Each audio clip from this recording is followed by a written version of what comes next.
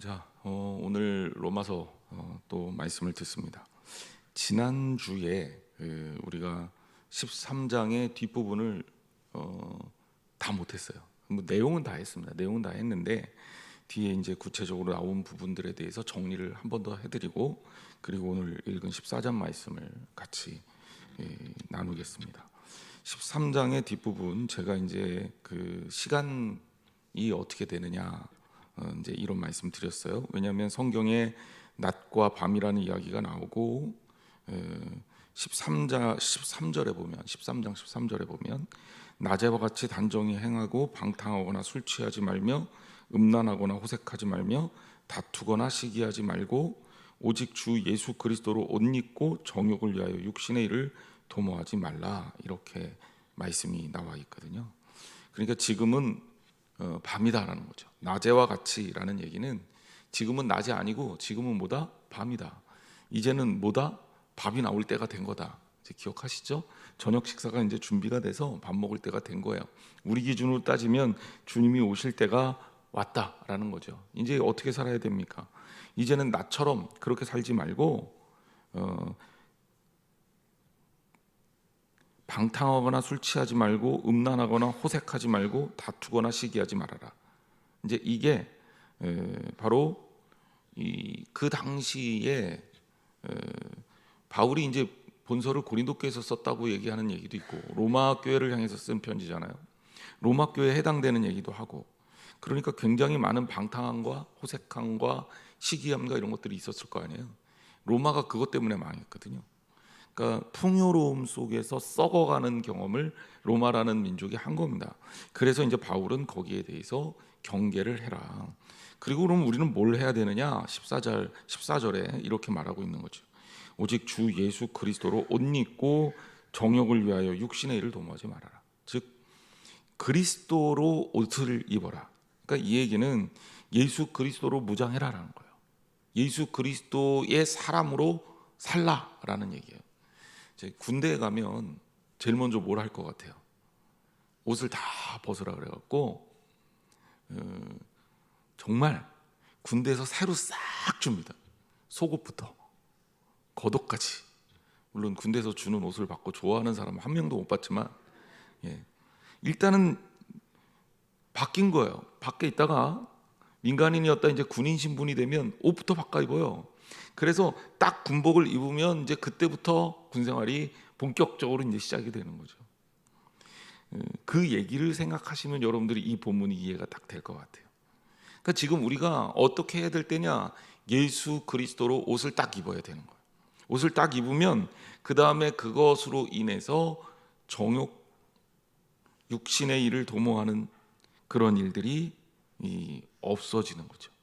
그래서 말세가 돼서 주님이 재림할 때가 되면 우리는 더더군다나 예수 그리스도로 옷 입고 그리스도의 사람으로 살아야 된다는 그런 말씀입니다. 여러분, 이 땅을 살면서 정말 우리가 그리스도인으로 살아야 돼요. 그리스도인으로 살지 못하니까 정말 문제가 되는 거예요. 오늘날 기독교의 가장 커다란 문제는 솔직히 얘기해서 숫자가 적은 게 아니에요. 이 정도면 많은 거예요.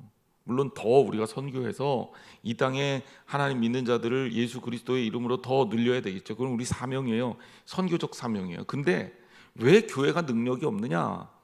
우리가 숫자가 부족해서 능력이 없느냐? 그게 아니에요. 예수 그리스도의 사람으로 살지 못하기 때문에 능력이 없는 거예요.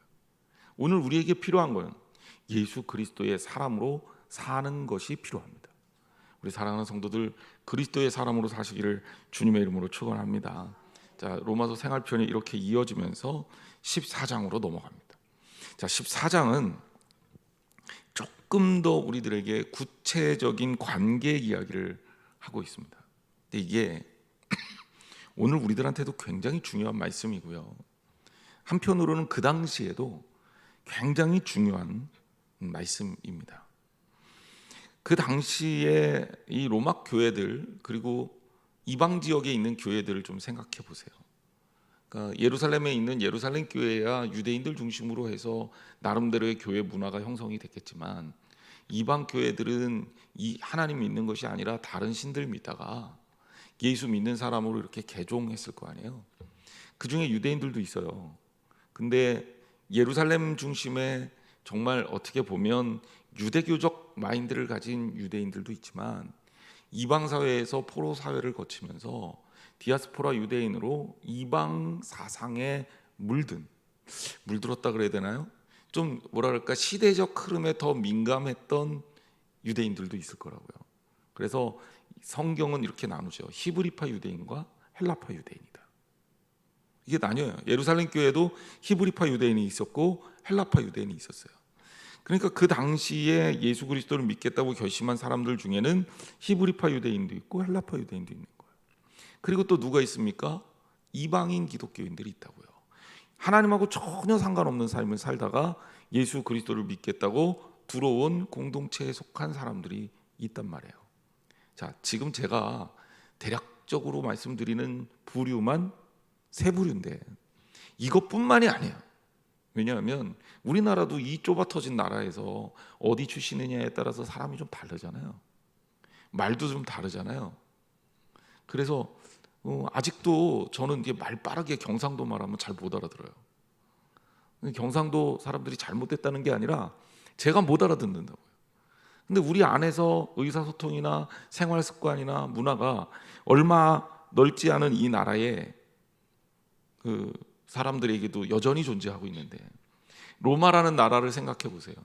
얼마나 많은 사람들이 섞여 있는지, 또 그 얼마나 많은 사람들이 모여서 살아가고 있는 이 다문화 국가인지. 제가 미국이라는 나라를 처음에 가서 놀랬던 게 제가 공부하러 학교를 갔더니 그 학교에 학생이 30명가량 있었어요. 우리 반에. 그런데 그중에 어느 나라에서 왔냐를 따져봤더니 총 17개국에서 왔어요. 17개국에서. 그러면 여러분 생각해 보세요. 삶이 얼마나 다르겠어요. 문화도 얼마나 다르겠어요. 생각하는 것도 얼마나 다르겠어요. 그래서 조별로 이렇게 모여서 이제 영어를 배우는 그런 클래스였으니까 자기 얘기를 하고 자기소개를 하고 뭐 주제를 가지고 얘기도 하고 이런 깜짝 놀랄 때가 많아요. 정말 와 막 이럴 때가 너무너무 많아요. 다르니까, 너무 많이 다르니까. 이 로마라는 사회를 생각해 보면 그 비슷한 거예요. 로마라는 사회가 원래는 이탈리아 로마에서 출발한 그런 나라잖아요. 근데 그 조그맸던 나라가 어마어마한 제국으로 발전하면서 정말 갖가지 사람들이 다 섞였거든요. 그러니까 거기 속에 섞인 이 사람들이 얼마나 많은 생각을 갖고 있겠냐고요. 그런데 거기에서 예수 그리스도라는 이름 때문에 모였어요. 자, 그런데 여기에서 문제가 됩니다. 예수님이 유대인이었기 때문에 유대인들이 복음을 빨리 받아들였죠. 그러니까 유대교적 사고방식을 가진 기독교인들, 유대인 기독교인들이 있어요. 그렇죠?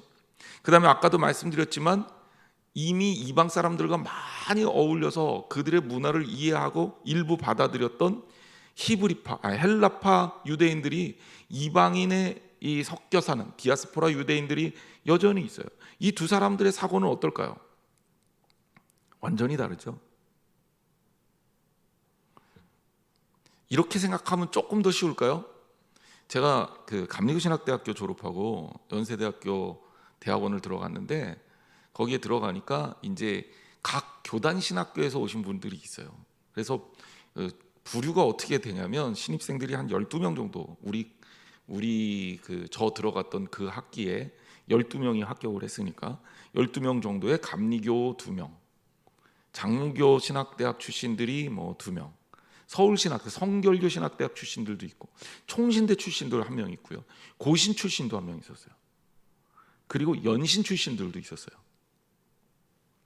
뭐 다 기억은 안 되는데 이렇게 막 섞여갖고 공부를 하니까 뭐 하나 주제를 놓고 토론하는데 아니 못 알아듣겠어요. 왜? 우리가 배운 게 아니에요. 그 사람들은 나를 못 알아들어, 내 말을 못 알아들어. 왜? 내가 배운 걸 몰라요. 들어본 적이 없대요. 신학을 놓고도 같이 이제 예를 들어서 우리가 신론, 하나님에 대해서 이야기하는 걸 조직 신학에서 신론이라는 신론에 대해서 토론을 해도 배운 게 다 달라요. 그리고 신앙의 모양이 조금씩 다 달라요. 구원론 가지고는 엄청 싸워요. 예정론이냐 또 자유의지론이냐 이거 가지고 장로교 목사님들하고 뭐 성결교나 감리교 목사님들하고 또 성화교리해가지고 또 달라. 그러니 제가 그때 학교를 다니면서 이 로마서 14장이 떠오른 거죠. 야, 사람들이 이렇게 모여서 교회라는 공동체를 이루고 있다는 게 정말 다양성을 가지고 갈등과 나름대로의 문제들이 다양하게 일어날 수 있는 그런 요소를 가지고 있겠구나. 바울이 그런 다양성에 노출된 교회 교인들에게 이런 이야기를 하고 있는 겁니다. 1절 말씀부터 볼게요. 뭐라고 시작이 되어 있냐. 같이 한번 읽어볼까요? 1절 시작. 믿음이 연약한 자를 너희가 받되 그의 의견을 비판하지 말라. 자, 일단 바울이 먼저 콱 찍어서 제일 앞부분에, 말의 앞부분에 결론되는 얘기를, 하고 싶은 얘기를 이야기를 했어요. 이제 이거를 국문학적으로, 국어어법상으로 두괄식이라고 얘기합니다. 머리 쪽에다가 힘을 한번 준 거죠. 소위 말해서 바울이 하고 싶은 얘기는 뭐냐면, 누군가 어떤 의견을 갖고 있다면 그 의견에 대해서 비판하지 말라는 겁니다. 자, 일단은 여기에 믿음이 연약한 자들이라는 표현이 되어 있어요. 그런데 여기에 믿음이 연약하다라는 것을 이제 다른 곳에서 나오는 믿음이 없는 사람들, 믿은 지 얼마 안 된 사람들, 이런 의미가 아닙니다. 일반적으로 믿음이 연약하다라는 것은 그리스도인으로서 내가 어떻게 살아야 될지 모르는 사람들, 이런 사람들 뜻하는 건데, 이 문맥상 여기에서 믿음이 연약하다라는 것은 헬라어 원어도 조금 다르고요. 구체적으로 말해서, 그러니까 세심한 신자예요. 세심한 신자. 세심한 신자라는 건 뭐냐면 무엇을 먹어야 되고 어떤 날을 예배일로 지켜야 되는 율법적 사항에 대해서 엄격하게 지켜야 되는 그런 세심한 신자예요. 그러니까 우리가 일반적으로 상식적으로 이런 생각을 하기 쉽잖아요. 예를 들면 주일을 너 열심히 주일날 무조건 지켜야 돼. 안식일 개념으로 생각하면 이런 거죠. 안식일을 기억해서 거룩히 지켜야 돼. 무조건 안식일날 예배하는 거야. 안식일하고 다른 날하고는 달라. 이런 얘기를 하는 사람이 있다고 생각해 보세요. 그리고 한편으로는 아이 뭐가 달라요? 하나님의 날은 다 똑같지. 이렇게 생각하는 사람이 있다고 생각해 보세요. 누가 더 믿음이 세 보여요? 믿음이 좋아 보여요? 뭔가 지켜야 한다는 쪽이 더 믿음이 좋아 보이잖아요. 고기 먹는 거 가지고도 야 고기 먹으면 안 돼 라고 얘기하는 쪽하고, 고기 먹으면 아이 고기 먹어도 되지 뭘 그런 거 가지고 그래요, 먹는 거 가지고 시비 걸지 맙시다, 이렇게 얘기하는 사람하고 믿음이 누가 더 좋아 보여요? 먹으면 안 돼 이런 사람이 더 좋아 보이잖아요. 근데 여기에 바울이 그런 사람을 믿음이 연약한 자라고 표현했어요. 그러니까 여기에 우리가 믿음이 연약한 자라는 이 단어에 교회 다닌 지 얼마 안 되는 믿음이 연약한 이런 의미가 아니라, 오히려 여기에 믿음이 연약한 자는 유대교적 사고방식을 가진 율법주의자들을 가르치는 거예요. 이거를 바울이 믿음이 연약한 자라고 표현했고, 그냥 어원상으로 더 자세히 보면 결국은 이 얘기 뭐냐면 민감한 자라는 뜻이에요. 민감한 사람. 그러니까 어떤 조항이나 어떤 율법 사항에 대해서 민감하게 지켜야 된다고 얘기하는 사람. 이렇게 해석하면 여러분들이 조금 이 본문을 더 이해하기가 쉬울 거예요. 사실 이거 지켜야 된다고 믿음이 연약한 사람이고 이거 안 지켜도 된다고 믿음이 강한 사람이고, 이거는 말이 안 되는 거죠. 그게 중요한 게 아닌 거죠. 물론 이제 바울의 뉘앙스가 있습니다. 그건 조금 이따가 설명을 해드릴게요. 결국은 교회 내부에 유대교적 요소를 지켜야 된다. 예를 들자면 우리가 그리스도 안에서 자유를 누릴 수 있단 말이에요. 예수님이 우리에게 자유를 주셨잖아요. 진리가 너희를 자유케 하리라.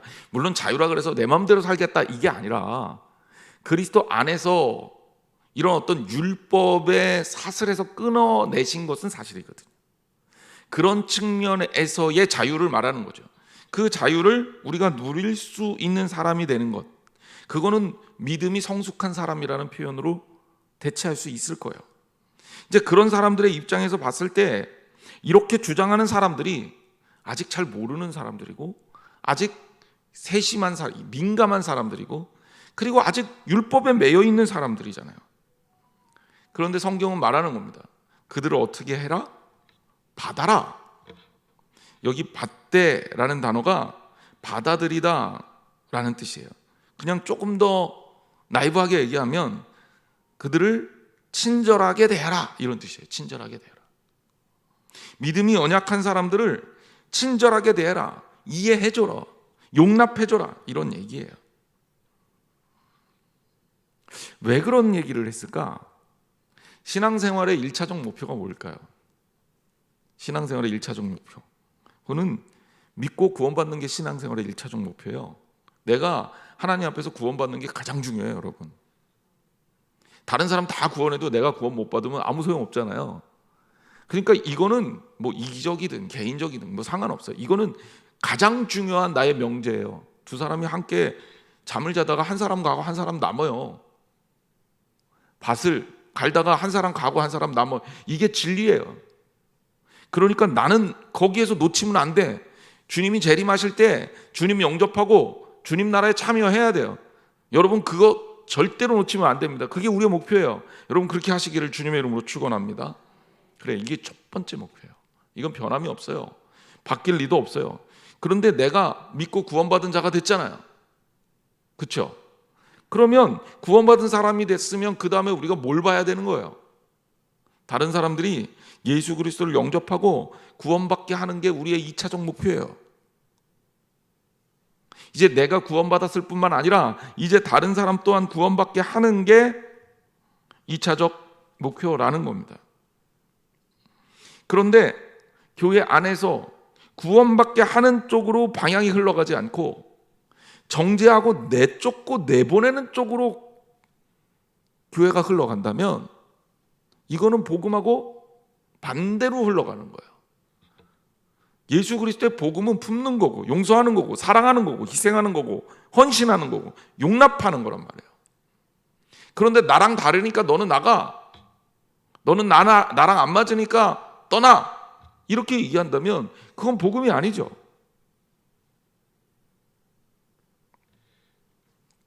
심지어 그래서 바울은 그의 의견을 비판하지 말라고 얘기합니다. 물론 옳고 그름에 대한 문제는 분명하게 짚어야 돼요. 예수님 안 믿어도 돼, 막 이렇게 누군가 교회 안에서 주장한단 말이에요.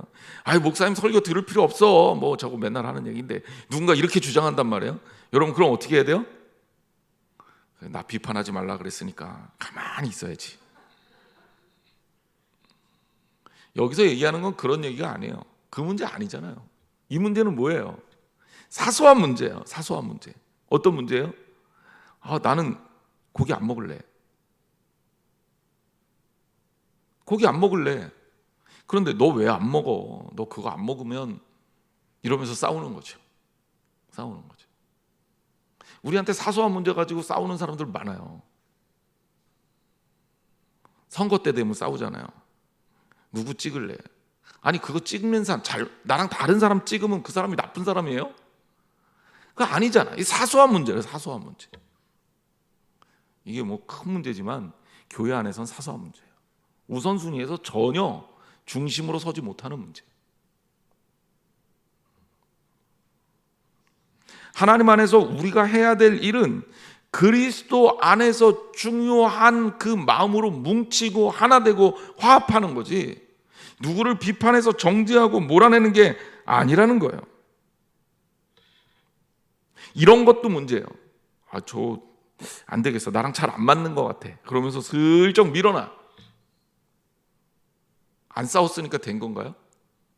바울이 비판하지 말라는 얘기는 바로 그런 의미까지 포함되어 있어요. 내가 자유롭다 그래서 누군가를 정죄할 수 없다는 거죠. 또 반대로 내 의견이 있는데 다른 사람이 내 의견하고 달라, 그렇다고 그 사람을 정죄할 수 없다는 거예요. 자, 2절 말씀 계속 이어져서 이런 맥락을 설명합니다. 어떤 사람은 모든 것을 먹을 만한 믿음이 있고 믿음이 연약한 자는 채소만 먹느니라. 음식물에 관한 금기가 바울 당시에는 흔히 있었고요. 이게 유대교적 전통도 있죠. 그리고 당시에 이 로마 시대에도 생명 있는 것들을 함부로 먹으면 안 된다라는 생각을 가지고 있는 사람들도 있었어요. 근데 이런 것들이 소위 말해서 교회에서 이제 문제가 될 수 있는 거죠. 초대교회는 이제 교인들이 모여서 식사를 하는 많은 공동체였어요. 예배하고 같이 식사하고 그리고 이제 말씀 보고 교제하고. 이 식사가 뭐냐? 애찬이고요. 애찬이 일종의 성찬식이에요. 이제 그게 의식으로 발전해서 우리가 하는 성찬식이 된 거고, 초대교회 때는 그 성찬이라고 불리우는 우리의 원류를 따라가면 성찬을 배부르게 해요. 그러니까 요만큼씩 나눠 먹는 게 아니라 배부르게 먹는 거죠. 배부르게 나누는 게 애찬이고, 그게 이제 의식화돼서 우리가 성찬식을 하는 거고, 사실 애찬이나 성찬이나 크게 다를 바 없는 말이에요. 그런데 음식을 이제 먹는데 뭐 음식이 다양하게 준비가 될 거 아닙니까? 때로는 고기가 나올 때도 있고 또 채소가 나올 때도 있고. 근데 유독 사람들 중에, 교인들 중에 나는 고기는 안 먹어, 이렇게 얘기하는 사람이 있다는 거죠. 그런데 어떤 사람들은 고기를 왜 안 먹냐 그러면서 그 사람은 신앙이 잘못됐다고 손가락질하고 비판하는 사람이 있었다는 거예요. 반대도 있을 수 있겠죠. 너희들은 왜 고기를 먹냐 그러고 또 난리치는 사람들도 있을 수 있다는 거예요.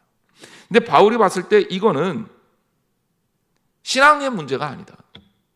그래서 바울은 모든 것을 먹을 수 있는 자유를 가지고 있다. 이게 바울의 기본 입장이에요. 성경의 기본 입장이에요.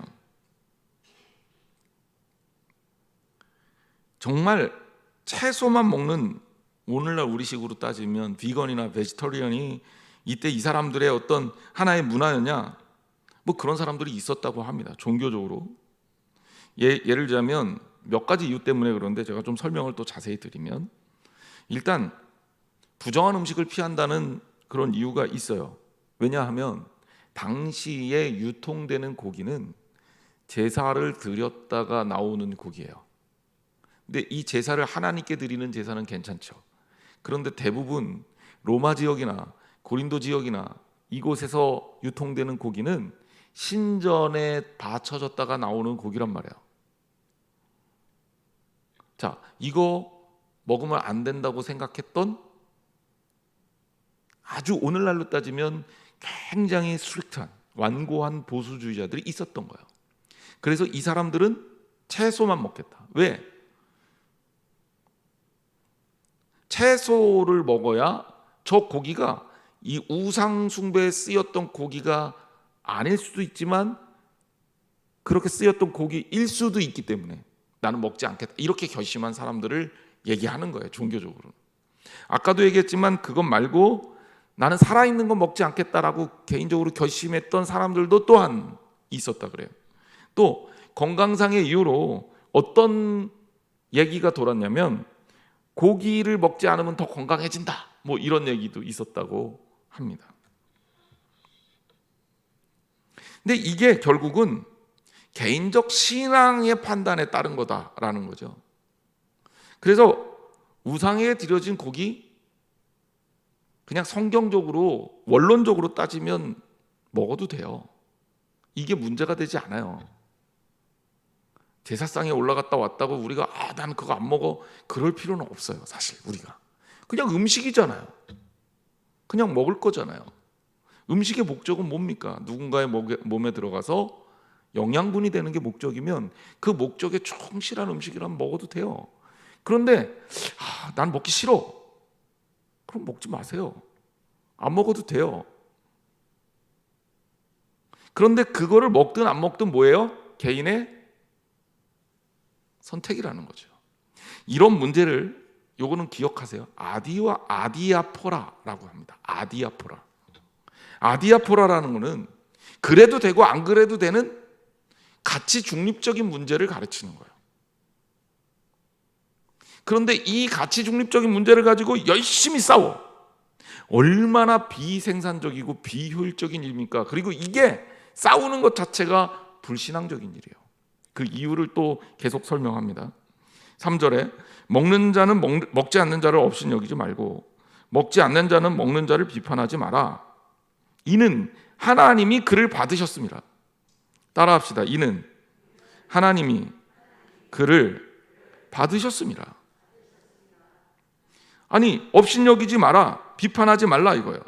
먹는 자가 먹지 않는 자를 가르쳐서 야 저거 저 밴댕이 속딱지 같은 소갈딱지라 그러나요?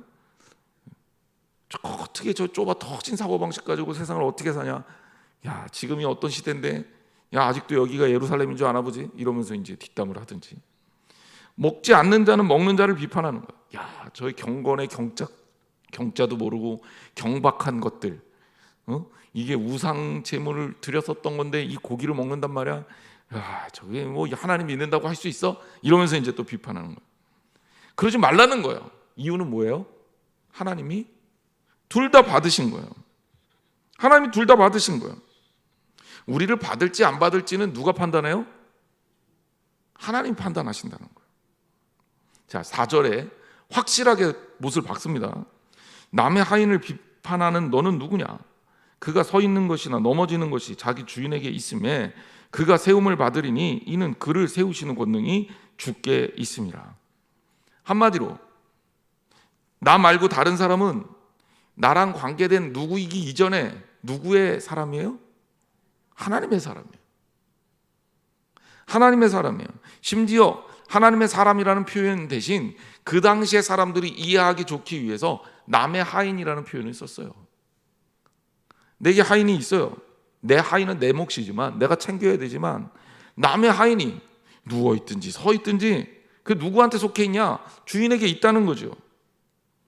하나님의 자녀인 그를 내가 함부로 비판하게 되면 하나님을 비판하는 거예요.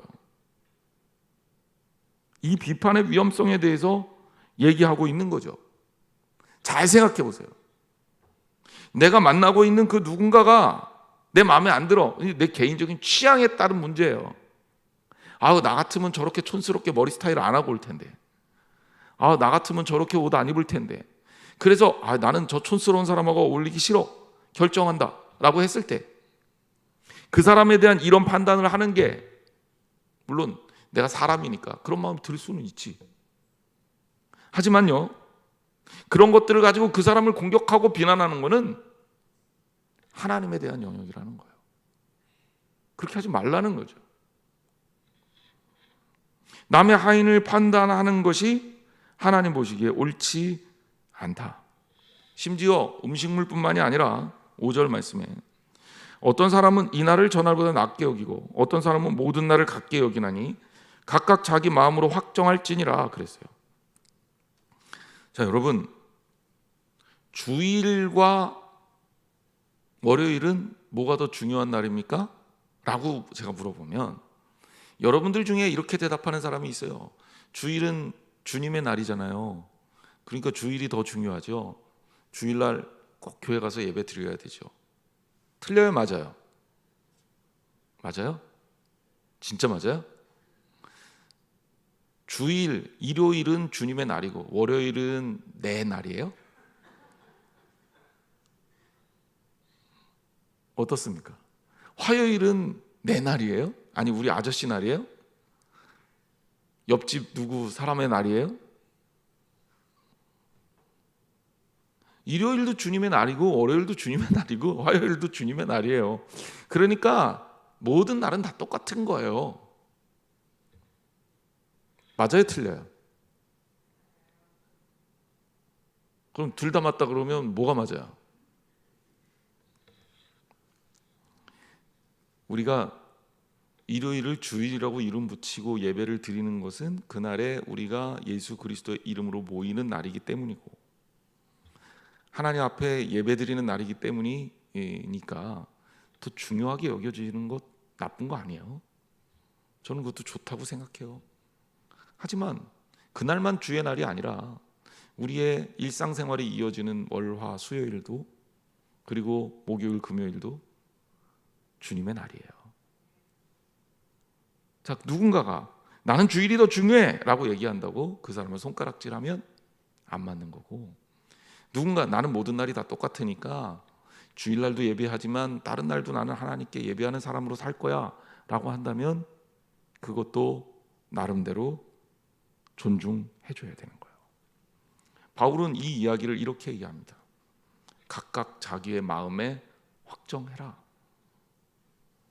굳이 신학적으로 따져서 누가 저에게 물어본다면 모든 날이 다 중요하다, 저는 그렇게 가르칠 겁니다. 하지만 강단에 서서 우리 성도들한테 설교하면서 여러분, 예배하는 그 날을 잊지 말고 주일이면 하나님의 날로 생각하고 철저하게 예배하셔야 된다라고 설교할 겁니다. 이건 충돌하는 게 아니에요. 원론적으로 얘기하는 게 반드시 맞다 이런 게 아니잖아요. 이과생들이 보통 연애를 잘 못한다 그래요. 왜냐하면 시적 언어를 이해를 못하잖아요. 그리고 한 쌍의 남녀가 밤에 달을 구경하면서 여자친구가 얘기합니다. 야, 철수야, 저 달 진짜 크다. 그리고 되게 밝다. 그랬더니 그 얘기를 듣던 철수가 영희한테 얘기합니다. 야, 이 무식한 거사, 보름달이니까 밝지. 당연한 걸 얘기하고 있어. 이렇게 얘기하면 관계가 어떻게 될까요? 자, 그러면 저 달 참 밝다, 오늘따라 더 밝은 것 같다, 이 말은 틀렸어요? 맞았어요? 맞는 얘기예요. 왜? 물리학적으로는 재보면 보름달이니까 보통 때 보름달하고 똑같겠지만 유난히 나한테 크게 보이는 날이 있거든. 유난히 나한테 그 달빛이 더 밝게 느껴지는 날이 있거든. 비가 와도 어느 날은 되게 더 비가 많이 오는 것 같이 느껴지는 날이 있고, 날씨가 좋아도 어느 날은 정말 화창해 보이는 날이 있거든. 왜 그래요? 우리가 사람이기 때문에 그래요. 그런데 그거를 갖다가 물리적 과학적 언어로 맞다 틀리다 이렇게 지적하면 그 사람하고 재미없죠. 그래서 제가 이제 남자 청년들 불러놓고 가끔 니네 머릿속으로 도저히 이해가 안 돼도 그럴 때는 맞장구 쳐주는 게 답이야, 이렇게 가르칩니다. 제가 이런 얘기를 굳이 하는 이유가 뭐냐, 그렇게 따지기 시작하면 우리 안에 한도 없고 끝도 없는 금이 생기고, 이 금은 화해와 화합을 방해한다는 거예요. 정말 예수 그리스도 안에서 산다는 건 뭐냐, 바로 이거예요. 6절 같이 읽습니다. 시작. 나를 중히 여기는 자도 주를 위하여 중히 여기고 먹는 자도 주를 위하여 먹으니 이는 하나님께 감사하며 먹지 않는 자도 주를 위하여 먹지 아니하며 하나님께 감사하느니라. 아멘. 나를 중히 여기는 자, 누구 때문에 중히 여기는 거예요? 나 때문에? 아니, 하나님 때문에. 내가 하나님 앞에 신앙생활 열심히 하기 위해서. 중히 여기지 않는 자, 그 사람도 누구 때문에 중히 여기지 않는 거예요? 하나님 때문에. 내가 평일날도 하나님 앞에서 온전하게 살기 위해서. 먹는 사람 무엇 때문에 하나님 앞에 먹어요? 내가 그런 거 가리기 시작하면 선교하는 데도 지장이 있고 이방인들이 복음 받아들이는 데도 지장이 있어요. 안 맞는 거지. 그러니까 나는 그걸 선택한 거예요. 먹지 않는 자가 무엇 때문에 먹지 않아요? 내가 좀 경건하게 살겠다, 나는 우상에게 드려진 제물을 먹지 않겠다라고 생각하기 때문에 안 먹는 거예요. 그럼 목적이 어디에 있어요? 하나님을 위한 목적이 있을 때는 그것이 비판의 대상이 아니라 수용의 대상이고, 그리고 목적이 틀렸어, 그러면 그거는 문제가 되는 거예요. 예를 들자면 교회를 깰 목적으로 자꾸 이상한 얘기를 해. 그럼 나는 그거 수용할 거야, 참을 거야, 이건 아니란 말이에요. 하나님을 위한 아름다운 목적 하에 각각 다른 의견을 가지고 있다면 용납하라는 거예요. 그러니까 먹는 자도 주를 위하여 먹고 먹지 않는 자도 주를 위하여 먹지 아니함, 결국 하나님께 감사한다라는 거죠. 중요한 건 뭐예요? 우리의 삶이 하나님께 감사하는 삶을 살고 있느냐, 하나님을 위한 삶을 살고 있느냐, 이게 중요한 거지, 그것 가지고 이래라 저래라 막 얘기하는 거는 맞지 않다. 그래서 7절에 바울이 뭐라고 얘기하냐, 이게 진짜 중요한 메시지입니다. 우리 중에 누구든지 자기를 위하여 사는 자가 없고 자기를 위하여 죽는 자도 없도다. 이 정도의 고백이 되려면 그 공동체가 얼마나 신앙적인 공동체라는 걸 우리가 알 수 있는 거죠. 역으로 얘기하면 그 신앙적인 공동체에도 갈등이 일어날 수 있다는 거예요. 그러니까 그 신앙적인 공동체에 이 말씀이 필요한 거지. 그 말씀의 핵심이 뭐예요? 하나님을 위한 거라는 거예요. 누구도 자기를 위하여 사는 자도 자기를 위하여 죽는 자도 없어요. 그러면 우리가 무엇을 위해 살아야 되느냐? 8절 같이 읽습니다. 시작. 우리가 살아도 주를 위하여 살고 죽어도 주를 위하여 죽나니 그러므로 사나 죽으나 우리가 주의 것이로다. 아멘. 사느냐 죽느냐 그것이 문제가 아니라 사느냐 죽느냐 그게 문제가 아니라는 거죠. 왜? 사나 죽으냐 그게 문제가 아니라 하나님이 문제라는 거예요. 주님을 위해 살고 주님을 위해 죽으면 그걸로 된다는 거예요. 주님을 위해 먹고 주님을 위해 먹지 않는 거 상관없다는 거죠. 중요한 건 뭐예요? 앞에 전제예요. 주님을 위한 것이냐. 그러니까 여러분들이 영적 분별력을 제대로 가지려면 그 사람이 한 행동의 디테일보다도 더 중요한 게 그 행동의 목적을 이해해야 돼요. 하나님을 위한 것이냐? 수용하면 됩니다. 하나님을 위한 것이 아니냐? 그거는 우리가 쳐내야 돼요. 왜? 하나님 공동체를 깨거든. 사탄 마귀의 사주를 받아서 들어왔다. 교회 공동체를 깨기 위해서 들어왔다. 그럼 과감하게 내쫓아야 돼요. 왜?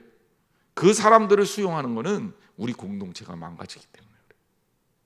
그러니까 영적 분별력이 우리한테 굉장히 중요한데 그 영적 분별력의 첫 번째가 뭐냐면 과연 하나님을 위해 살고 있느냐에 대한 문제예요. 그리고 하나님을 위해서 하는 그 모든 것들은 우리 안에서 비판할 게 아니라 용납할 문제고 사랑할 문제고 품어야 할 문제다. 그렇게 이야기하는 겁니다. 몇 가지 이유가 있어요. 첫째는 우린 모두 하나님의 식구이기 때문에 그렇고, 두 번째 동기가 같은데 방법만 가지고 정죄하는 것은 잘못된 일이고, 세 번째 잘못된 일에 대한 심판을 하시는 분은 우리여서는 안 돼요. 그건 누구다? 하나님입니다. 우리한테 하나님이 심판 권한을 주지 않았어요. 여러분 주 안에서 사시면서 서로 용납하고 사시기를 주님의 이름으로 축원합니다. 오늘은 찬양을